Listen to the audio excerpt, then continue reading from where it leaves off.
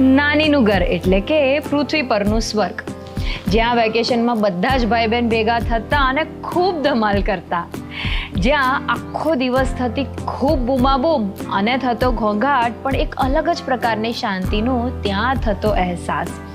રમવું, ઝઘડવું, રીસાવવું, મનાવવું અને ફરી પાછા રમવા માંડવું, બસ આ જ રહેતી દિનચર્યા.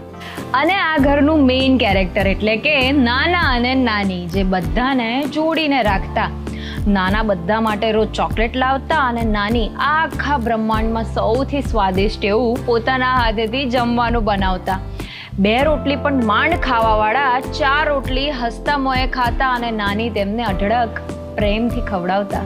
દરેક નાની પાસે એક લોખંડનો પટારો રહેતો, જેમાં તે પોતાના જીવનની સિક્રેટ બચત કરતા અને દરેકને સરખા ભાગે તેમાંથી વાપરવા આપતા. અને ઊંઘની વાત કરીએ ને તો આખા જીવનની સૌથી